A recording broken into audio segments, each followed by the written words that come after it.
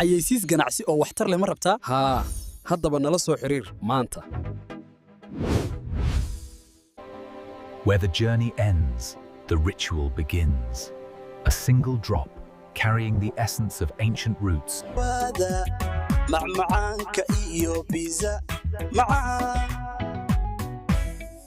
Airo TV Production waxay ka caawin xayeysiin tayo leh. Bismillahir Rahmanir Rahim. Assalamu alaykum wa rahmatullahi wa barakatuh. Idilkiinba meelaha joogtaan waa mar kale Airo TV waa barnaamijyada tirtirsiinta guubaabada iyo kadigista la loo daadanayo ummadda Afrika.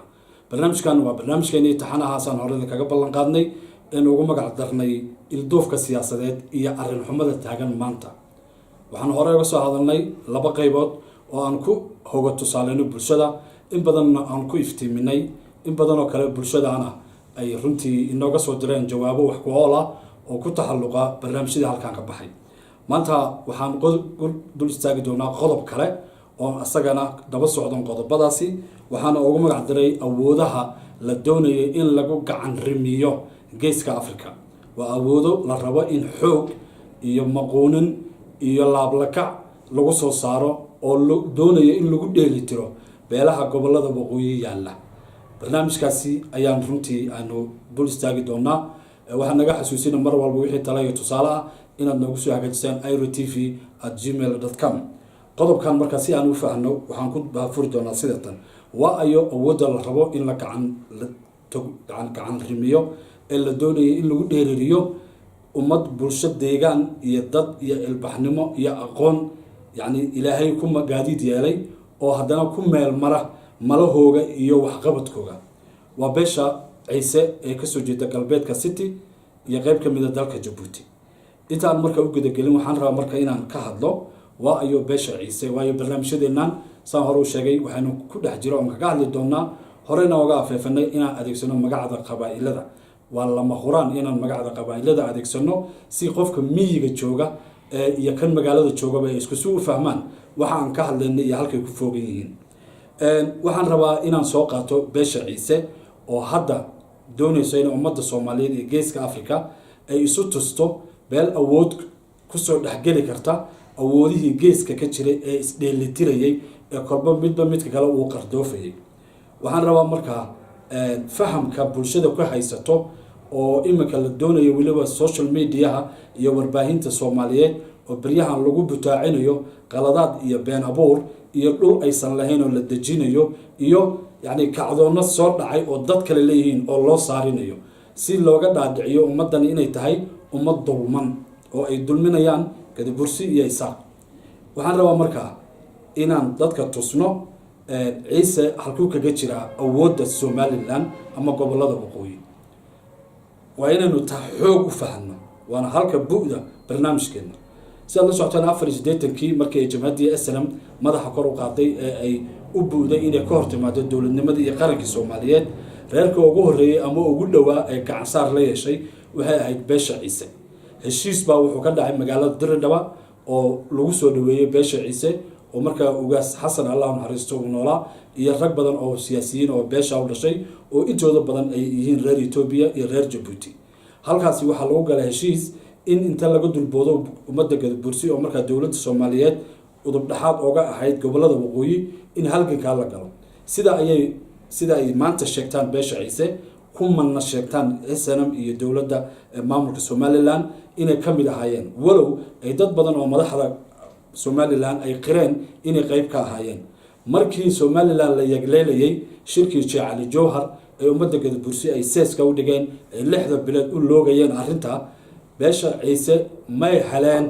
waxa ay ku sheegeen inay isaaq gashadeen abaal. taariikhdu marka waxayna baraysaa inaan halka ka soo dhaansano xaqiiqooyinka jira. beesha isaaq markii ay ummadda Gadabursi shir u qabteen walaaleeyeen isku soo dumeen dimuqraadiyad iyo in loo qumiyo meel dalsan ay wax walba u dhameeyeen ayaa beesha ciise waxay soo istaagtay waxaan doonaynaa xaqii aan gashanay halgankii SNM markaa waxay dhinac dhigtay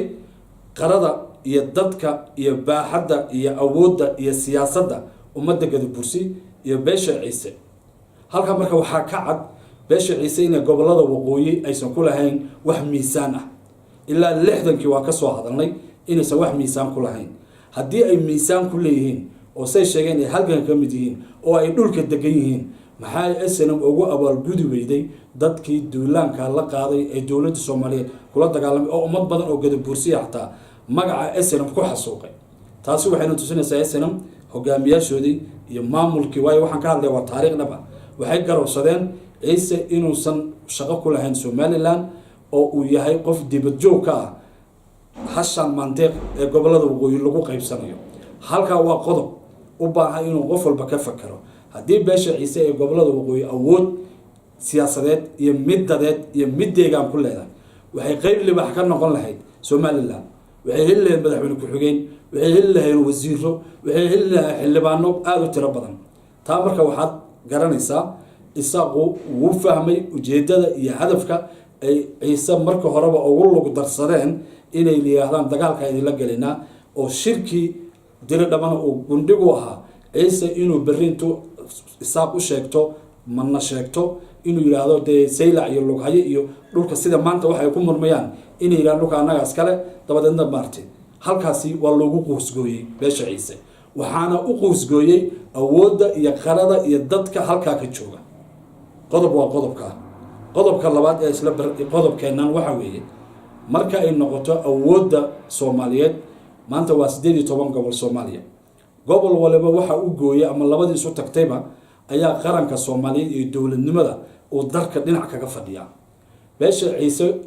8 nin oo xildhibaano ah oo isxambaar ah oo aan waligood awdal iyo dhulka sheeganayaan arag ayaa inta Djibouti hadiyad ahaan looga qaaday ayaa xamar la geeyay 4.5 wax la yiraahdo oo nidaam direed ayaa xamar lagu geeyay haddana xamar markii la tagay waxaa ka fadal la saaray 8 xildhibaan ay ka yimid magaalada Djibouti culayska ay leeyihiin baa ka fadal la saaray 8 xildhibaan ay beesha sheegatay wuxuu goyn waayay hal wasiir ilaa imika maalinka maanta beesha ciise Soomaaliya kuma laha wax wasiir buuxa walow ay leeyihiin wasiir ku-xigeenno dowladda Soomaaliyeed marka waxay garowsatay inay 8 xildhibaan aysan u goynaynin wax la yiraahdo wasiiro iyo awood sababtoo ah qofka waxa la qiimeeyaa deegaanka iyo meesha uu ka imanayo waxa kale oo la qiimeeyo la arkay oo soo baxay oo doodo badan ka yimaadeen 8 xildhibaan inaysan lahayn deegaan doorasho aysan ku lahayn jamhuuriyadda Soomaaliya mar haddii jamhuuriyadda Soomaaliya beesha ciise deganeen mar haddaynan culays miisaan ku lahayn wuxuu gooyay wasiir ku-xigeen waa qodob labaad oo beesha ciise cadeynaya maanta waxaan ay u soo hiliilayaan qof weyn iyo qof yarba uu leeyahay anaas lughaye saylac leh inay hooha iyo riwaayad iyo dhalanteed ay tahay halka marka waxaan rabaa inaan ku joojiyo qodobka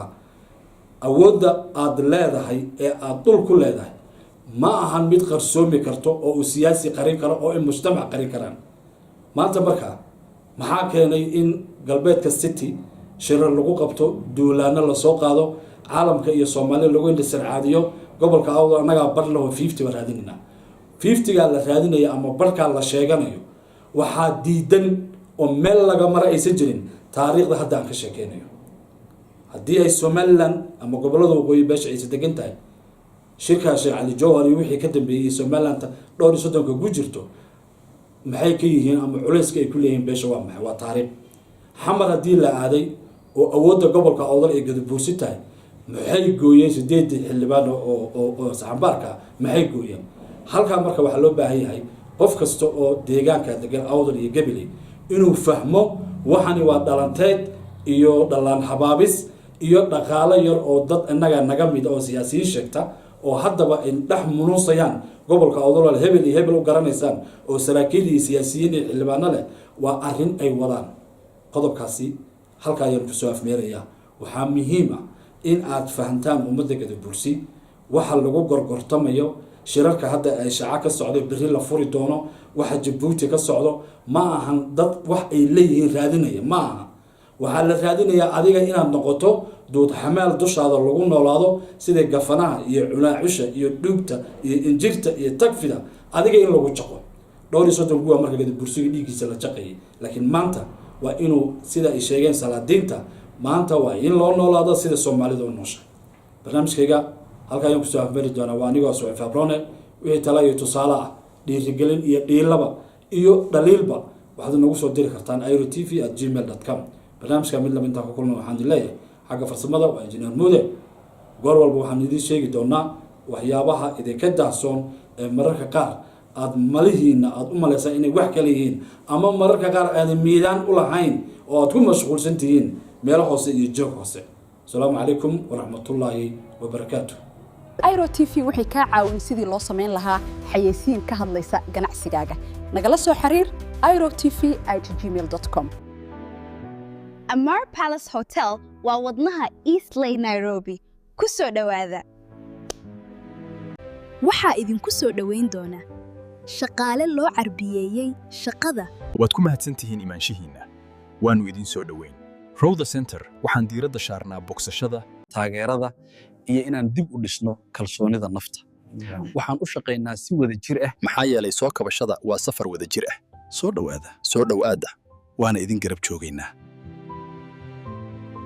ma ogtahay inaan soo bandhigi doono dhawaan barnaamijyo cusub Airo TV daawo maalin walba share like subscribe ha ilmaamin join membership ku dar